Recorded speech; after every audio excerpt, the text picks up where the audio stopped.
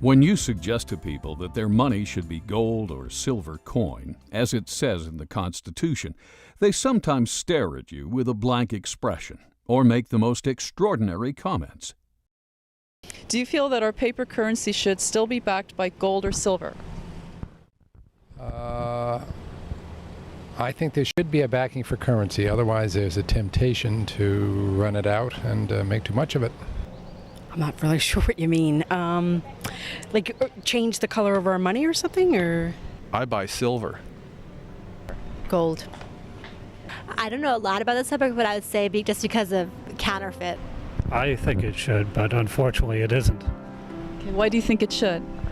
I don't think the current system is stable. These statements by everyday American citizens show how little people understand the intentions of the Founding Fathers. As the Constitution itself says, it is the supreme law of the land.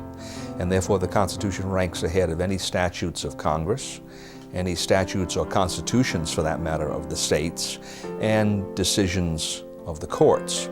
And any law or decision of the courts that is inconsistent with it is to that extent void. It's not a law at all. So, what's going on here? Why does the Constitution clearly state that our money shall be coin, yet we are using government-issued, supposedly official, paper dollar bills? And we can't even redeem these for silver any longer. And why does Thomas Jefferson, the very man who drafted the Declaration of Independence and co-authored the U.S. Constitution, warn us about banks and corporations? Something is off here. The Federal Reserve System, to most people, seems like it is an agency of the federal government. That's what I thought it was when I first started to research this topic. But it turns out that it's nothing of the kind. The Federal Reserve is a hybrid organization. It's a partnership between the federal government and the private banks. When you look at it deeper than that, its essence is neither as a government agency or a private company. In reality, it is a cartel. In other words, it's no different in essence than a banana cartel or a sugar cartel or an oil cartel. It's a grouping of the large private corporations in the field, banking, who have come together to create agreement between themselves to limit competition, to preserve their profits, and to make sure that no newcomers come in and take away their position. That's what cartels are always designed to do. And it's a shocking thing to realize that something as prestigious as the Federal Reserve System, at its core, is nothing more or less than a banking cartel with exactly those same objectives. The motivation for Congress to go into partnership with the elite bankers who formed the Federal Reserve is clear. Endless amounts of money could effectively be printed up and lent to Congress. Thus, individual congressmen would no longer be forced to depend on raising taxes to generate additional revenue, an unpopular action that can cost them re-election. Ironically, if there were no Federal Reserve, there may have been no need for an income tax. The country did fine without it for 137 years. The Income Tax Amendment was introduced the same year the Federal Reserve System was formed, 1913. Coincidence? Prior to the formation of the Federal Reserve System, the country never did better. In fact, that was the problem, at least for the major banks. Capital formation, also known as savings, was happening all over America. Other than panics, many of which were caused by unethical lending practices, America was doing great. So much so, the big New York banks were losing business. But why isn't the mainstream media telling us this story? What would motivate them to refrain from a critical interpretation of banking history and the Federal Reserve System, especially today, when they broadcast critical, even intimate reports on every other aspect of life? I consider the Federal Reserve Act and the creation of the Federal Reserve as being unconstitutional. It gave the government then the power to create legal tender out of thin air, that is, to create paper money. And although they didn't do that overnight, between 1913 and 1971, that is exactly what happened. But the notion of a central bank does not fit into the Constitution. The Congress has the authority to coin money, and only gold and silver should be legal tender. And this is an absolute contradiction of the Constitution to have a Federal Reserve System and a central bank. Not a lot of American people understand it, and I would add that probably not too many people here in the Congress understand it either. I think they see it as a convenience, and I think a lot of other people see it as a convenience because they think they're protected by the type of system that we have. But a fiat monetary system or a paper money system is merely a system where the government has this power and authority to dictate and insist that a piece of paper is legal tender. And even members of the banking committee have come up to me and they said, "You mean our dollar isn't backed by gold anymore?" Not realizing that the Federal Reserve really accommodates big government bureaucrats and politicians. There's another major problem with the system in that the system is a cartel structure, which means that they've taken all the banks in the country and put them into one economic unit that's essentially regulated from the top by the Board of Governors of the Federal Reserve System. Comes 1932-33, you had the crash. The Roosevelt administration came in, and one of the first important pieces of legislation that was passed was the National Industrial Recovery Act of 1933. And the National Industrial Recovery Act of 1933 did for all industries in the economy the same thing that the Federal Reserve System did for the banks in 1913. It created a cartel structure. All the steel producers were in one group, poultry people were in another group, mining people were in another group, and on top of this whole thing was something that looked like the Board of Governors called the National Recovery Administration. The National Industrial Recovery Act was challenged as to its constitutionality, and a case went to the Supreme Court in 1935, the Schechter Poultry case. And the Supreme Court unanimously declared it unconstitutional. They said this kind of delegation of power by Congress to private parties is, and this is an exact quote, unknown to our law, unquote. You couldn't find it anywhere by any method of interpretation, simply unknown. Well, the difference between the National Industrial Recovery Act and the Federal Reserve Act is essentially zero. The peculiarity here is that the Federal Reserve Act has never gotten that question to the Supreme Court. Let's take a second look at the words of Thomas Jefferson, a deeper look at exactly who owns and operates the private banks known as the Federal Reserve System, and what their mission statement might be. The banks and corporations that will grow up around them will deprive the people of all their prosperity. Interesting that Jefferson not only mentions the banks that will grow up, but the corporations as well. Bear in mind that each one of the Federal Reserve Banks is basically a private corporation.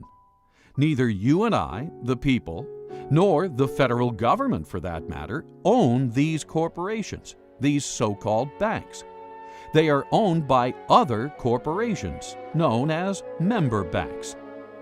The Fed was formed not in Washington, D.C., not in the halls of Congress or some meeting room, but it was formed on a private island off the coast of Georgia called Jekyll Island.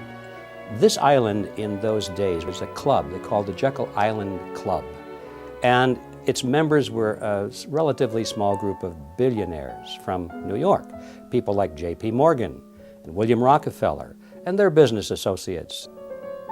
When they went to the island, they all traveled aboard the private railroad car of Senator Nelson Aldrich.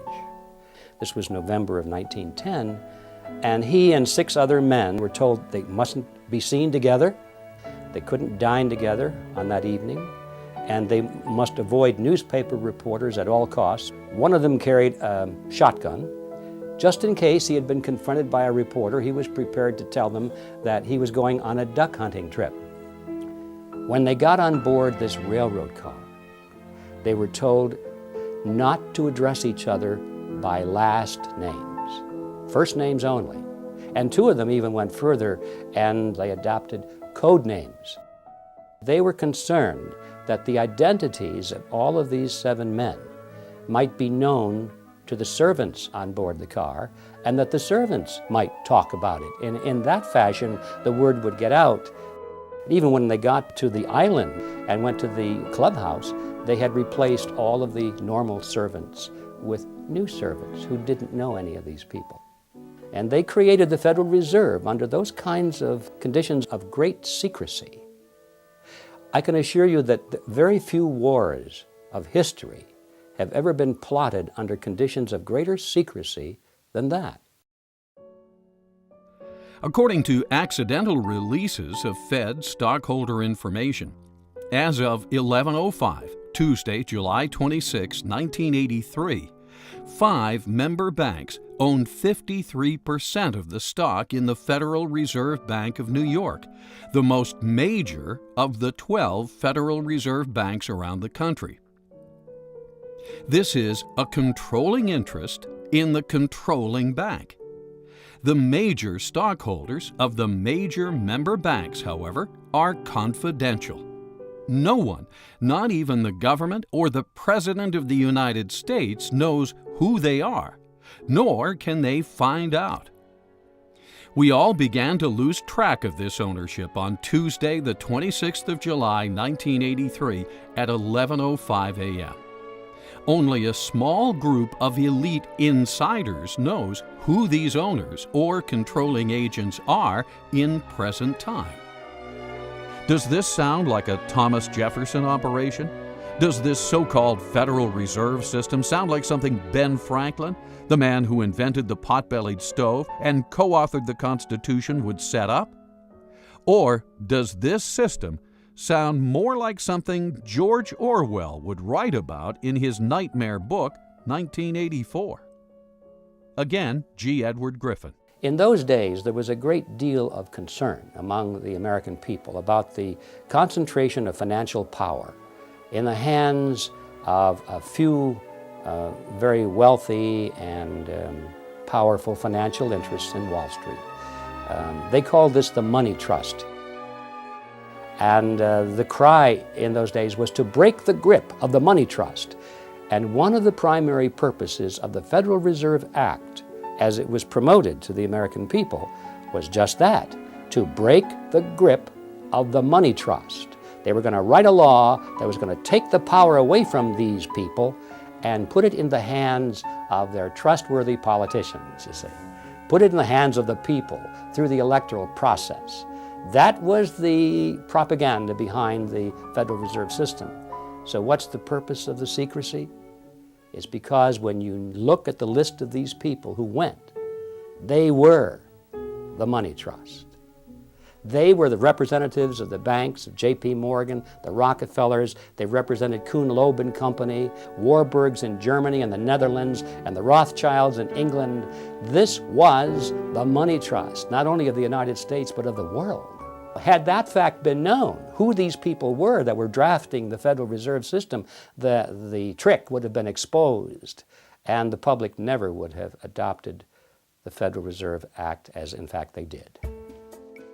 When you think about the significance of the Federal Reserve Act being passed under those conditions, the American people didn't know, but it was banking interests that were behind it. Powerful banking interests, because they wanted their assets protected. They wanted the Federal Reserve to be the lender of last resort. So if they had been loaning out and risking the money, and these loans go bad, instead of having the market take care of this, they wanted bailed out. And this is why it was a tremendous popular thing to do for the banks and, of course, the big business people who were borrowing the money. So it was very, very special interest directed, and it was designed for the elite. And even today, a lot of people don't quite understand that. So it's an educational job as well outside of Washington, but hopefully someday people here in Washington, especially the members of the Banking Committee, will gain some interest in this subject, because ultimately we will have to address it. Where does Congress get most of its funding? I would like to say from us, but I'm sure they have foreign investors that they also get their money from. Okay. Taxes. People? Government?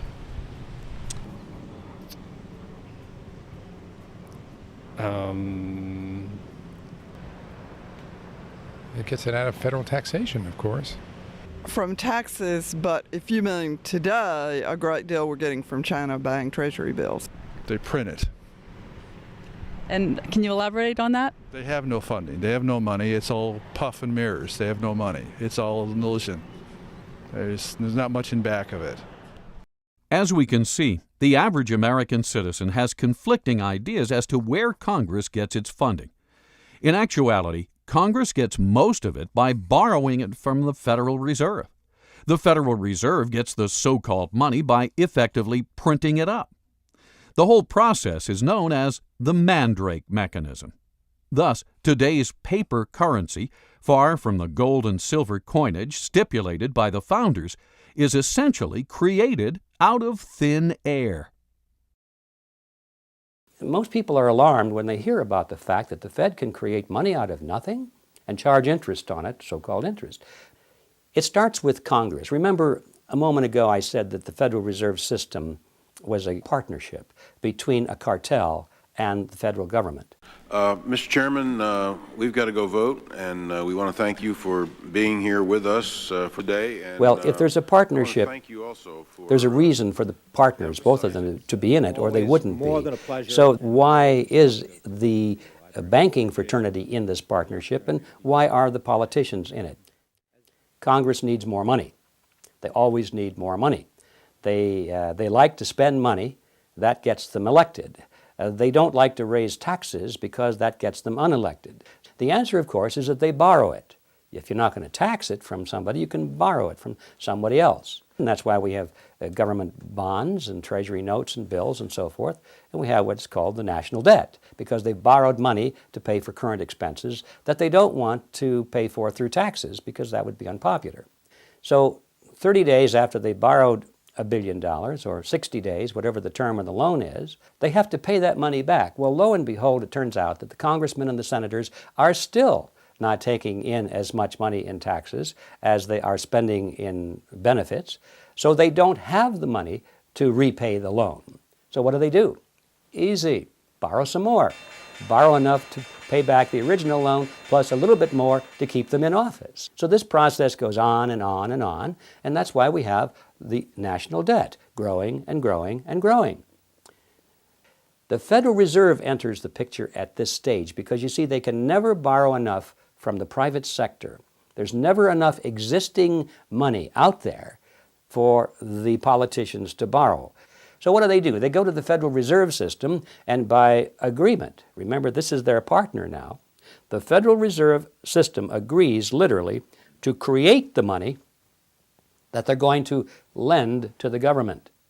It's not really a lending at all, as you can see, but they use the old traditional words of lending it to the government, when in fact all they're doing is just printing it for the government. They're creating it for the government, and then they call it a loan.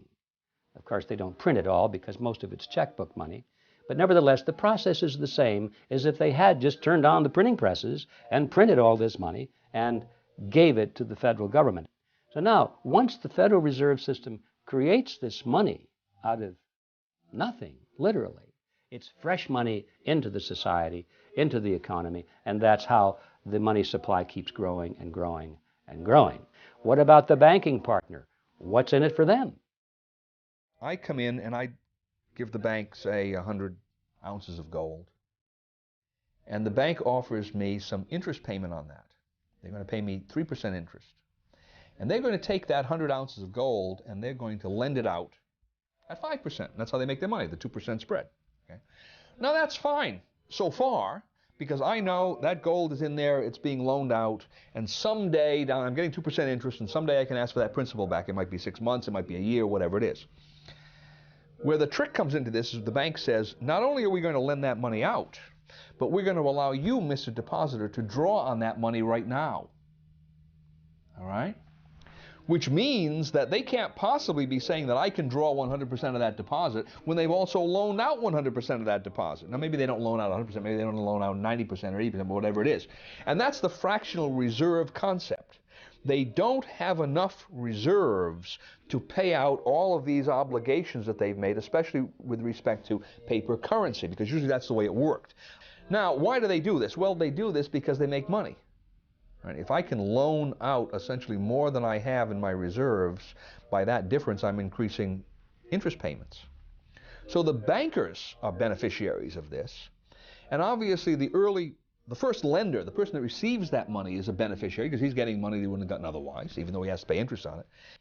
But then what happens down the line? This is the fascinating part about it. The market has set prices and wages on the basis of what it believes is the total amount of money that's in circulation.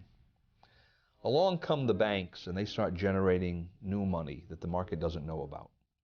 He finds out about it because the money goes into circulation. So I'm the first user of this money. I've just received the loan from the bank. I'm going to go out and buy cement with it. And when I buy cement with it, cement is at the original market price. Now, as that money starts percolating into society, the market realizes there's more money than there was before. More money chasing the same amount of goods means the prices of goods go up, right? So eventually, somewhere down the line, that same cement that I just bought for $5 a pound is going to cost someone else $6 a pound. Now, if he buys that cement at $6 a pound before his income has increased commensurately, what's happening to his real wealth? He's losing real wealth, right? His costs have gone up, his income stays the same, his real wealth is decreased. Whose real wealth has increased in this transaction? Mine and the bank's, because we got the full value of the money right at the beginning. So this system transfers wealth. Somehow, you can't exactly follow it, but the principle is there. It transfers wealth from society to the creators of money. For every $1 billion that's put into the banks, I, as a commercial banker, can create an additional $9 billion and push them out into the economy as loans. Now that $9 billion based on the $1 billion, which itself was created out of nothing, all of it is just fiat money. It's created out of nothing, but the commercial banks get the bigger end of the deal, as you can see. They can create 9 for the private sector called loans, and these are genuine loans. And that is where our money comes from. That is how money is created. Every bit of it is created in this fashion. Every bit of it is based upon debt, and that debt creates money that literally has nothing behind it at all. Now this is how money is created in the Western world. And it's an amazing story. Only a very few people at the top know how money really comes into existence. Best estimates say that a network of about 7,000 people, mostly located in large urban areas worldwide, facilitate the acquisition and control of the voting stock of these banks by proxy. The marching orders as to where literally hundreds of trillions of dollars of monetary power will be directed are believed to be given by the 7,000 on instructions from an insider control group we estimate to number about 300. Of the 300, many are related to one another by blood, marriage, and business ties, and, it would seem, have family ties to the original robber barons of the Industrial Revolution at the turn of the 19th century. More importantly, however, most of the 7,000 involved in this group may be largely unaware of their negative effects on society. They may sincerely, but naively, believe they are simply doing good. Nevertheless, now talking about the 300 who form the inner controlling body, we estimate that about 50 of this group are anything but naive. Thus, having successfully established the ultimate money-making machine, the Federal Reserve System, this nefarious cartel of tyrants is in a position to literally acquire control over the assets of the world, deprive the people of all their prosperity, as Thomas Jefferson would say. This is the calculus of the situation, and this is exactly what they are doing, with a little help from their virtuous but ignorant servants in Congress, as John Adams might say. Yes, the Founding Fathers must surely be rolling over in their graves. The original intent of the Constitution is spelled out quite clearly, not only in the document, but in the immediate history that surrounds its formation. Now, Article 1, Section 10, Clause 1 limits the powers of the states. It says, no state shall coin money. States had coined money. stops them from doing it. No state shall emit bills of credit. Now that's one of those peculiar words. If you were living in that time, you knew what it meant. It meant essentially what we call paper money. No state shall emit bills of credit, which means that a state itself cannot create paper money, and then it can't do it indirectly by setting up some kind of a bank that's controlled by the state. Third provision in that clause is, no state shall make anything but gold and silver coin a tender in payment of debts.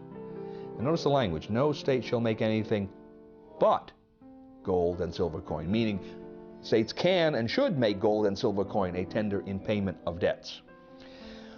But the historical background shows absolutely clearly that paper money was not going to be allowed at the national level or the state level. And the very interesting point here is that the same people who wrote the Constitution had been to a large extent in control of the states and of the Congress under the Articles of Confederation during the War of Independence. These people had emitted large amounts of paper money. The states did it, Congress did it. When that Congress did it, it was called the continental currency, and most people are familiar with the phrase not worth a continental. Paper money depreciated so radically in value that it was essentially worthless. Those same people look back at what they had done only a few years earlier and said, we're not going to do this anymore. The inflation isn't rising prices. The inflation is the government's program of increasing the supply of money, which devalues the currency, and that causes the prices to go up. Inflation, that is the destruction of money, eventually wipes out the middle class. The best example in the 20th century being what we saw happen in Germany. As the runaway inflation came, the middle class got wiped out. In the early stages, of course, somebody benefited.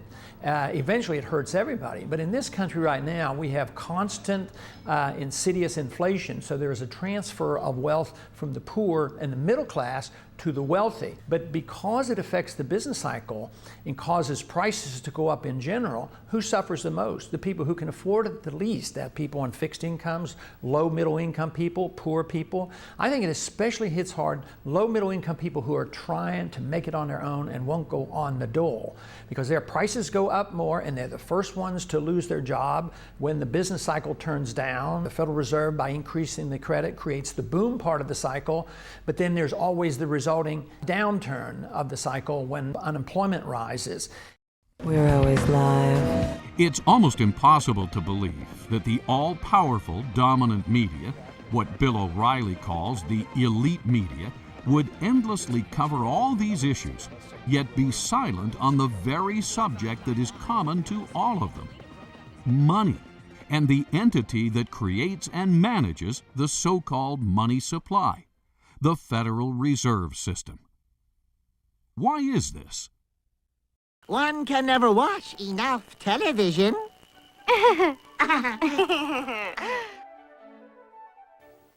There has been a tremendous concentration of the mass media over the last 50 years, from over 100 companies to 6 companies. Back in the 1934 Communications Act, each media company was only allowed to own a handful of stations, and they weren't allowed to have cross-ownership. They couldn't own all the media in your town. Now they can own more and more because congressmen who've gotten elected as a result of the mass media have given them more and more.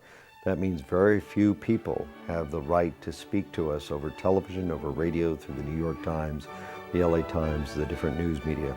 The whole purpose of the First Amendment is to guarantee that we have more, not less speech. However, when you start to get down and say only a few people can put up their soapbox, only a few people can address the audience, suddenly you've limited the amount of speech. Now that's the government control of speech. On the other hand, when those few people recognize that the government is the one that's licensed them to speak, they start to act in a way that's not going to jeopardize that relationship. Could this be one of the reasons any critical reporting of universally important issues, such as the Federal Reserve, have been cut out of the public debate for so long? As Ted Turner relates in his article, My Beef with Big Media? Why would major media corporations that control the information flow to 95% of the American citizens, fail to report on the detrimental activities of the Federal Reserve System, a government-sanctioned, quasi-private banking cartel that literally controls 100% of the money flow to the same citizens, as well as the lion's share of the money flow to Congress itself. The amount of money it costs today to run for Congress or even to run for president is obscene. And most of that money goes into television commercials and spots and all of the mass media advertising that needs to be done to reach the 295 million Americans, a vast number of people. And when that person wins, if the media has supported him, naturally he wants to pay them back. He may not think of that consciously, but in appropriating licenses and expanding territories and allowing them to own more than one media outlet, that's exactly what happens. As a result, the number of media companies, as we said before, has concentrated in a few hands. And unfortunately, Congress and the media work together to present an image to the American people that does not always include every aspect of the truth. This reciprocity, this in cahoots process, has obscured many of the more important issues to the American people. And there's no more important issue than the issue of fiat money. When you give men the power to create money out of nothing, you shouldn't be surprised if they turn around and create money out of nothing, because that's what they're supposed to do. Now, the underlying philosophy is that, well, we'll be very conservative about it. We won't run rampant. We won't abuse this power, would we? So we give them blindly this power to create money out of nothing because we trust them to use this power wisely. Nowhere in history has this ever been a justified trust. Every time man has had that power, and this started back in antiquity, those with the power have abused it, and they have created more and more and more money at a rate much faster than the expansion of goods and services which are being produced by the productive side of the economy. Now, if the goods and services were growing at a rate which is exactly the same as the money supply, then the purchasing power of the monetary unit would remain constant. In ancient Rome, if you had a 1-ounce gold coin, that would be the cost of a nice toga, a handcrafted belt, and a pair of sandals. Today, thousands of years later, if you have a 1-ounce gold coin and you convert that into Federal Reserve notes, you can walk into a store and buy a nice suit, a handcrafted belt, and a pair of shoes. The real price of those items, and all items for that matter, throughout history, does not change when measured in terms of something of intrinsic value, such as gold or silver, because those things take human effort to produce as well as the belt, the toga, and the sandals. Both of them take human effort to produce, and that's why they maintain value with each other. But once you break that away, and you give men the power to expand the money supply without that discipline, they're going to expand the money supply faster than the increase in goods and services. And then you're going to have this difference in purchasing power. We call it inflation. Well, it's always politically popular to impose financial burdens on somebody else. It tends to be politically difficult to impose financial burdens on someone who's living alongside of you, because they tend to have votes and they tend to have representatives who will take their position. It's fairly easy to impose a financial burden on the future because the future generation tends not to have any votes or representation at all in the present. As soon as you start talking about monetization of debt, where the banks come in and now buy governmental debt with new money that the banks have created through this special privilege they have of creating money in the Federal Reserve System, the redistribution of wealth that takes place through that process, most people don't understand. It happens through depreciation of currency, and the depreciation of currency usually leads to increases in prices, which the average person calls inflation. Inflation is really the increase in the money supply. The prices increase as a consequence of that. But the average person doesn't understand how this happens. And he's going to blame gold speculators in Switzerland. He's going to blame greedy unions. He's going to blame price gouging. He's going to blame everybody but Congress and the banking system. So it's easy politically, through monetization of debt, to expand borrowing beyond prudent levels. Now why is that tyrannous? Well, at a certain level it's tyrannous. The definition of tyranny is the exercise of a power that no one should be allowed to exercise. Okay? And it's tyrannous because no one should be allowed to exercise a power that puts burdens on people that are not allowed an opportunity to be heard, an opportunity to vote, an opportunity to have some kind of a say. Right? Granted, to some extent you're going to have to do that in the nature of government as long as you have borrowing, but beyond a certain point it becomes tyrannous.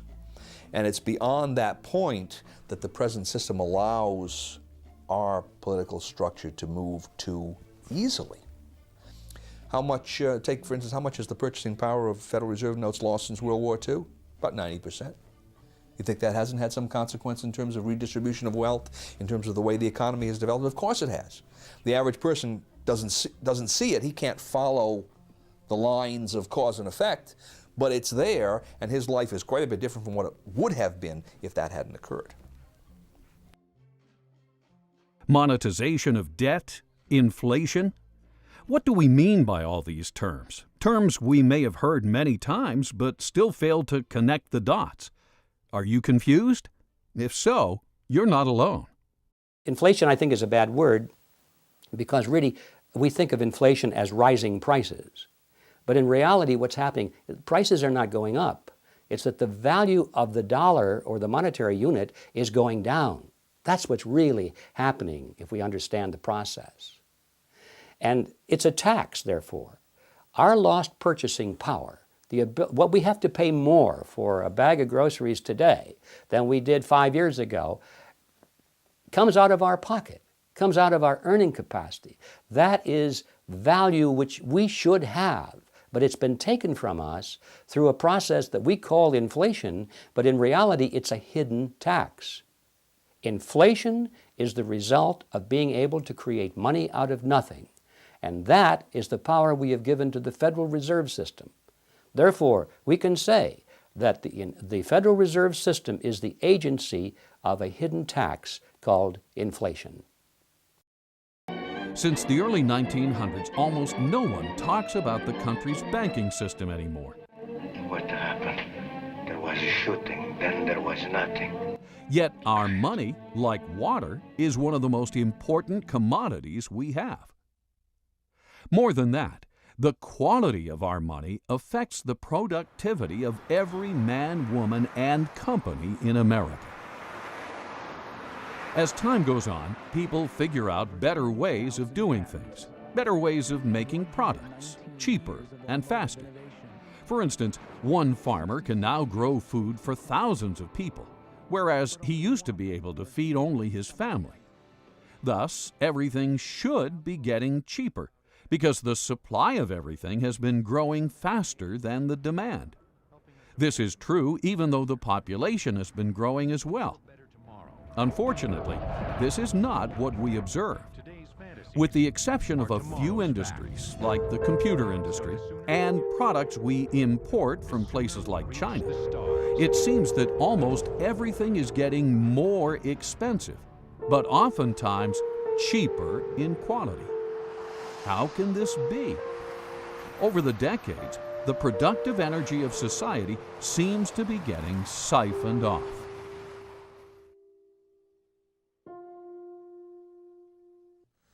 Well, it's hard to predict, but I certainly think it's possible because I think the financial bubble worldwide is something that we have never experienced before. We've had tastes of that. But Alan Greenspan, in one way, is a genius, and in another way, he is an unbelievable threat to us. He's a genius in the sense that in a technical fashion, he's been able to keep this system of inflation together longer than anybody else has been able to, especially in this last go-around from 2000 on. With the collapse of the NASDAQ bubble, we really didn't have much of a recession because he immediately started inflating massively, taking interest rates down to 1%. And now, of course, he's a little bit frightened about the bubble, and he's curtailing credit to some degree. But the dollar has become the gold of the world. The world central banks have accepted the dollar as if it were gold. Greenspan claims that they have gotten the paper money to act as if it is gold, which I strongly disagree with, and all the hard money people disagree with. But I believe he's been capable of creating this huge financial bubble, and the world has not yet seen what may come of this. So I suspect that depending on when it comes and what we do, it could very well end up into a much worse situation than the Great Depression. But if the country decided, well, something has to be done, and we went to a gold standard and limited the creation of credit, curtailed the power of the Fed, I think it would iron out all our difficulties. When Argentina periodically would just quit inflating and maybe tie their currency to even the dollar. Price inflation went like from hundreds of percent per year down to 2% or 3%. So it's rather rapid. So you would see an immediate benefit. You would iron out the severe swings in the business cycle. The price problems would be diminished. But the one thing we'd have to give up, which to me would be a benefit, government would have to curtail spending because they can't tax the people enough to pay for all those bills. So we would have to curtail our spending. So that would be, to me, a tremendous boost to the American people and to the economy. At the same time, we gave sound money. I mean, this would be fantastic. Within months, there would be some people who would suffer from the adjustment period, but it might be the people who have benefited so much over these years. But the average person, the poor person, the jobs would become available. So it would not take a long, long time. What would take a long time is if we refuse to consider it and the problems get worse and we have a severe recession or depression and huge inflation and we do all the wrong things. That is what we should work so hard against. We must get rid of the fiat money system. How do you do that? Well, the first step, of course, the big step, the biggest imaginable step, is for people to realize that they even have one. I mean, how many people walking up and down the streets that go into the polls each year and elect their leaders, how many people know that we have a fiat money system? How are we going to change that unless we have an understanding, an educational foundation at the electoral level? So this is where we have to start. Because so many people in the U.S. are now semi-illiterate, thanks to the government-sponsored public school system, it may be possible to stimulate a discussion on the Federal Reserve only through films and TV shows. In many ways, film has replaced the written word for the masses. What is the Federal Reserve System? It's where they generate the money and they keep the money, I think. Federal Reserve System is a banking structure owned by the banks and run by the government. No, I don't know much about this. Okay, thank you. It's a system of balancing the flow of currency throughout the United States so that as banks need to have liquidity, they have it, and as they need to tighten up money, they tighten it up. Similar to what you had said earlier about having the reserves for when we go in a crisis or something, and you need to have that actual backing, not just the dollar currency, because paper is paper, and if you don't have that gold or silver behind it, then it's just going to be paper. It was established in, if I guessed, I'm not sure, 1913 perhaps, to establish stability in the American financial system. I don't know the answer to that. What is the system? It's a banking system that's run by the government. It's almost like a fourth branch, but it's run by the government, and it's guaranteeing that banks will remain stable. And if they're not stable, they'll take it over. A way of backing up the money. I don't know. Yeah. And what is the Federal Reserve System? Well, do you want Andrew Jackson's opinion of the Federal Reserve System or what? Your opinion. I liked his. It's a bunch of organized crooks. Wow. Now that citizen is informed. Too bad everyone is not as aware of how far we have strayed from our founding principles. Well, the major problem you have not only with the Federal Reserve System, but with any statutory structure that's unconstitutional, is it doesn't square with what's called the Supremacy Clause.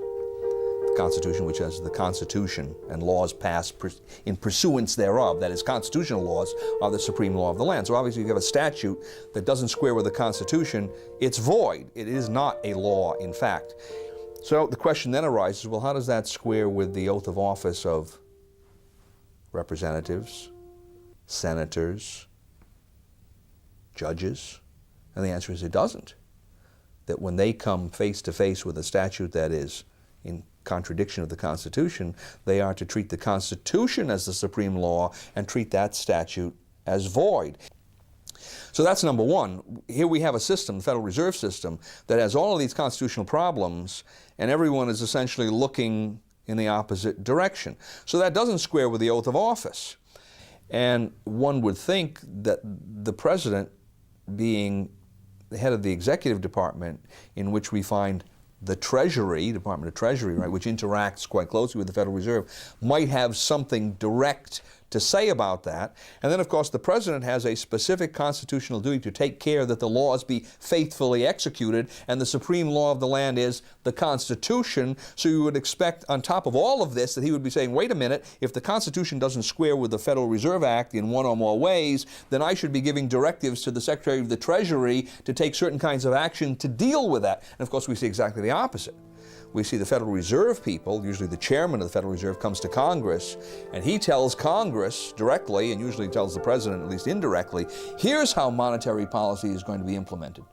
So the Federal Reserve is the tail that's wagging the dog when we have all of these questions that it may not be legitimate at all in whole or in part.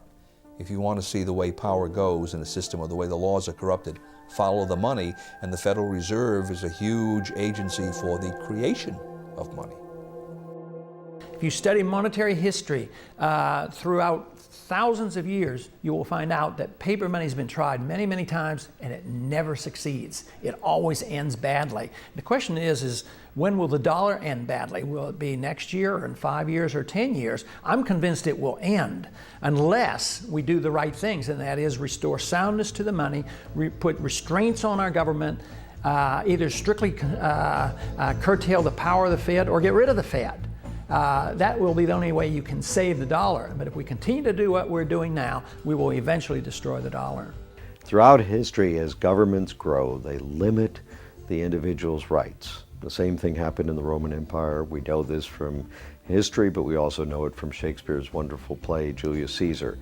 As we start moving toward a bigger and bigger government, it's going to mean that the individual no longer has the right to own his property, the right to do what he wants, the right to live freely, the right to worship as he wants, the right to speak as he wants. The government starts to tell us what to do. Most of the time they think they're telling us what to do in their best interest, but the trouble is that government, as Adam Smith pointed out, John Locke pointed out, as the great thinkers of all time have always pointed out, don't really know what's right to do. Government often makes the wrong choices because it doesn't understand the consequences of its actions. So even when it doesn't desire to be a nefarious force, to be a dark force, it often is. The problem that we have is the result of legislation. Congress has to make fundamental changes in the present system. I don't think that it's possible to impose from the top down even the constitutional system, because no one out there now is used to using gold and silver as their money.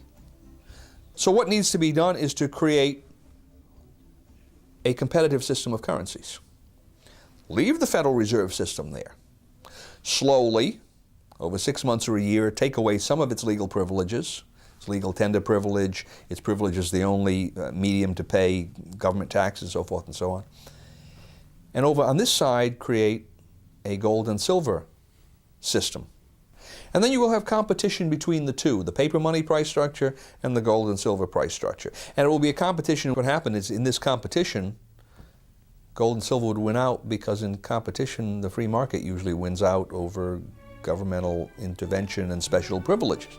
And that's the reason we have governmental intervention and special privileges, to keep the free market from winning out. I mean, that's why they go to government, to ask for legal privileges, all right? So that's the first problem. Now, the second problem is I don't see that happening through Congress, because there are just too many loggerheads in Congress to get the thing started. So my suggestion is that it begin in some state, a small state, a state that probably has a certain amount of its taxes that it can hypothecate to gold. And if the system worked and more people were asking, then the state could expand the areas of taxation and bring more people into it. And eventually you would, if it worked, you would see the whole the state's monetary system, the government, state government, would be on a gold system. And then I would think as well you'd begin to see that spreading into the economy. Now, if that were to happen, then I think other states would look at this and say, well, that makes sense. Let's begin to move in that direction. You could look at it essentially as a monetary insurance policy. They don't have to go beyond 10%, but 10% gold holding is perfectly prudent. And if something were to happen in the economy, if there were to be a monetary crisis, banking crisis, then the state could rapidly expand the system because people would know how it operates. But the idea is to get the mechanism, as it were, on the table so that people can see how it works, why it works, what its benefits are. They don't have to be afraid of it. And arguments along the lines of there's not enough gold and silver in the world to do this will, that kind of thing will be shown to be fallacious. Concerned citizens should be asking themselves questions like, why do you feel like you're on a treadmill that's constantly running faster? Hey. Why does it now take a 2-income family to make ends meet, thus preempting women from their traditional role of providing stay-at-home childcare? Why do we see a never-ending expansion of government, even though our elected officials endlessly promise to reduce it? Where does the government get the funds to wage perpetual war, yet fails to provide the basic protection citizens needed on September 11th? Why do rich people seem to be getting richer, while you and all your friends seem to be hardly making ends meet? Why does a first-class stamp now cost you nearly 40 cents when it used to cost only 5 cents?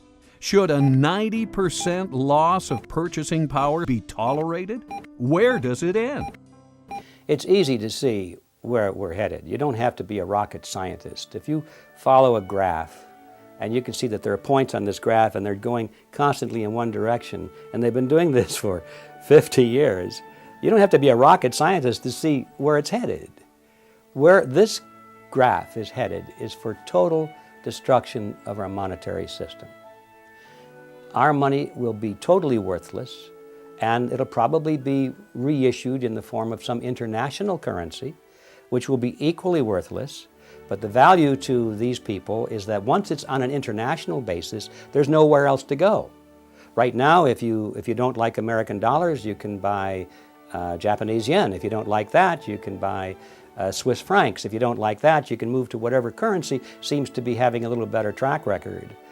Once there's an international monetary system in place, modeled completely and exactly after the Federal Reserve System, it's exactly the same, then there's no place else to go, folks. You've had it.